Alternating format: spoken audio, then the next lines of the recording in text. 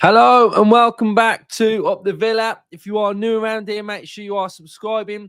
Let's have a light target because we won of around 700 and comment your thoughts in the comment section down below. Hopefully everybody that's been to the game has been able to thaw out a little bit because it was cold, windy, wet, just an absolute mess in and around the stadium, how wet it was and cold and terrible. So hopefully you're all right. And do you know what? Fair play to the Southampton fans because travelling in those conditions today, in their numbers, it was a good away end, full, packed out. You know, Southampton's really far, whether they've been on trains, driving. I just want to say shout out to Southampton fans because, you know, respect there for that journey in those conditions. And the conditions were tough, weren't they? Windy, rain, difficult. Some games have been called off. Unai started the game with a lot of changes and he's rotated and he was brave. He was bold. We saw Matson in, Duran in. We saw Carlos back, Concert at right back. So there was changes in there and we had quality on the bench. Cash never came on. We had Watkins off the bench. We had Barkley off the bench. We've got Duran back in the squad. Hallelujah for Onana back in the squad as well. So I think first and foremost, and everybody, we have kept a clean sheet in the Premier League. That is mad. We have kept a clean sheet in the Premier League. So fair play to Villa for keeping the clean sheet. It was a victory. I don't care how they come. It's a victory. And all that matters is that Aston Villa got the 3 points. What a week we've had. 2 wins in a week has put us back right where we need to be, back in contention for qualifying for the Champions League, qualifying for Europa League. We are well back in the mix, 2 points behind Man City, which is absolutely mental. So that's brilliant in itself as well. So on the game, I thought Southampton started really well. They were pressing, their passing game was going, they were starting really well. Kamara had to make a real sort of last-ditch challenge, which was brilliant. And then I thought Villa started to get in our groove a little bit. We started to get a little bit of momentum. We started to find passes and find some opportunities. And the first opportunity that we had, and it's something that anybody that's watched Southampton this season will know that if you pressurise them playing out from the back, they've got big problems. And we saw this early on in the game when we pressed. Duran had an opportunity. Keeper was quite close to Duran here, so it meant that when he turned and swiveled that the keeper was right on him. And then I was just starting to think, let's keep doing this now. Let's keep pressing. Let's keep pressurising them. And then we get into this moment here where Duran scores his goal. And this is all about Duran. And it's not about Duran just because of the finish. It's about what Duran does to create the opportunity for himself.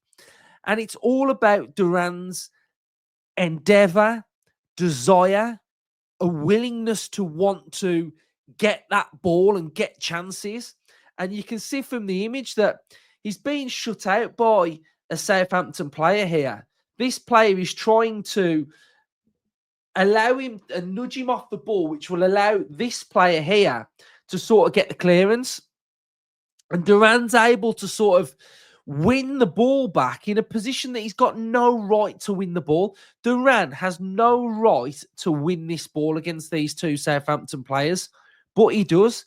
He wins the ball back and he's driving forward and he's got the power and the pace to get away from these Southampton defenders. And I'll be brutally honest with you, when Duran is in this position in front of goal, I have no doubt that that net is going to ripple because I back Duran's finishing. Duran is an unbelievable finisher. He's unbelievable. His left foot is just a rocket. It can rocket them balls, but it can also it's just a finisher. He can finish and he's so good. And the victory's down to Duran for getting the goal, but not only the finish, what he does to create the opportunity for himself. And I think the first half just sort of petered a bit, didn't it? I think we did some things well. Kamara would win the ball back in a good place and we give it away. Tielemans, exactly the same. There was a few sideways passes that got cut out that were quite dangerous in this game. But we went in at half-time 1-0 and you're thinking, we haven't been in trouble at all. We'll go out, we'll come out and we'll start firing again. And Southampton came out and had a lot more momentum on us, didn't they? Their momentum, and you can see this from the momentum bar, was really, really good in the second half. They came out and they were the most dominant team. And at the time when Duran came off, I was thinking, why has Duran got to come off? But then when you think about it as well, you're thinking we were lacking momentum. So Unai ringed the changes. So we saw Watkins, we saw Digne come on, we saw Barkley. We needed to regain control. We needed to regain urgency and a platform within this game. So I think Unai's substitutions here enabled Villa to get the momentum back in the game. And you can see once we made the substitutions, we got back in it and we were the most dominant team in this game.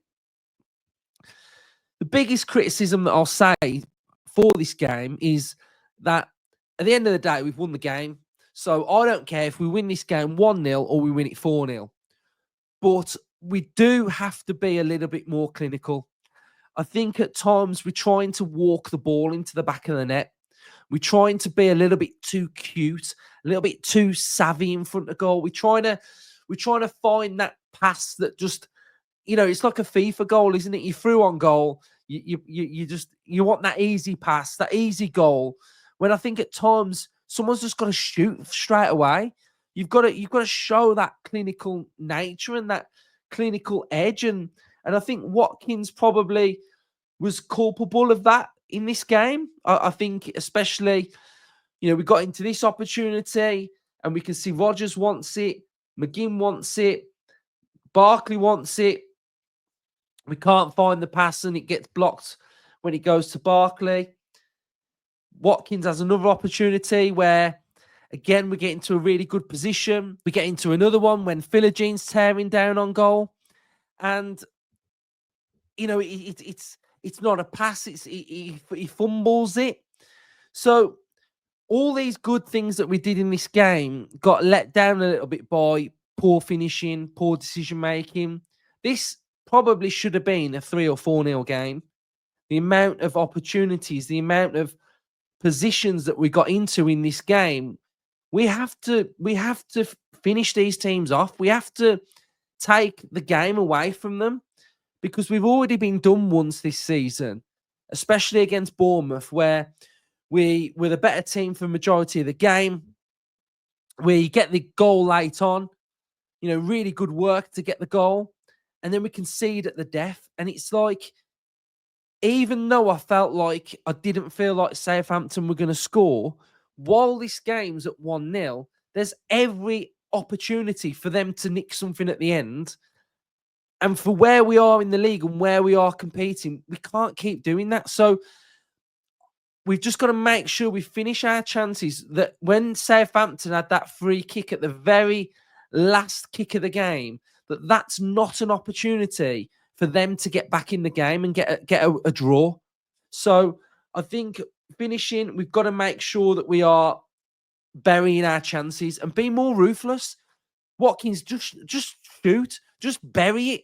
It felt like a little bit like, when a squirrel's in the road and a squirrel's like, he doesn't know whether to go left, right, and he's like doing that thing. That's what I felt like we were in front of goal at times today. It's like, do a pass, do a shoot, do a pass, do a shoot. I don't know. What do I do? And then when you actually do the decision, it's like, it's messy. And that's what I think it looked like at times. So I'm not being overly critical. I'm not being negative. I'm just saying that we have to take our chances.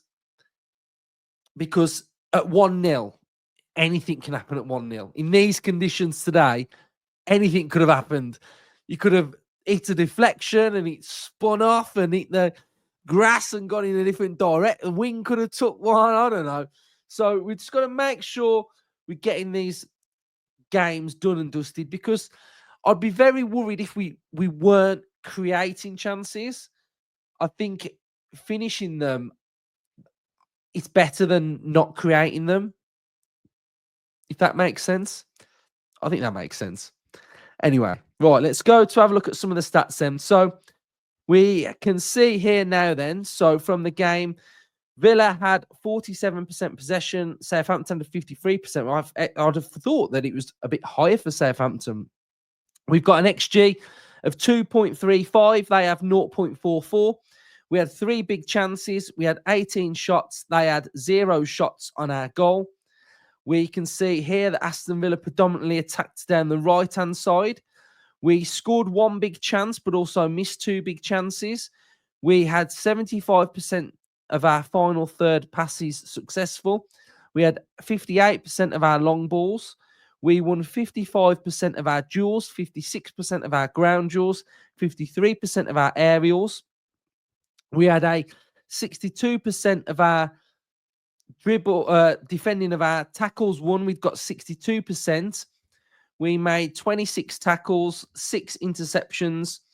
So pretty good from Villa. And I think what I liked about Villa's defending today was the way in which we didn't allow them to have any opportunities.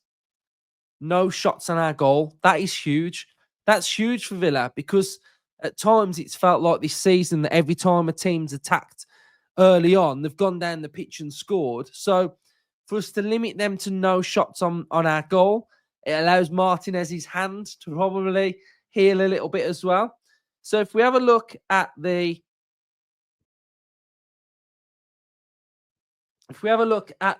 average positions for Aston Villa, we can see that the back four are pretty solid in a 4 today. We've got Boubacar Kamara and Tielemans in the double pivot, and then we've got a front 4. We can see that Concert right back was more defensively minded. Carlos was good. Power was good. Maatsen was good. Boubacar Kamara, absolutely everywhere. He seems to be absolutely everywhere every single game for Aston Villa, and that is huge as well. We can see that Youri Tielemans had a good game. He was doing some defensive work as well.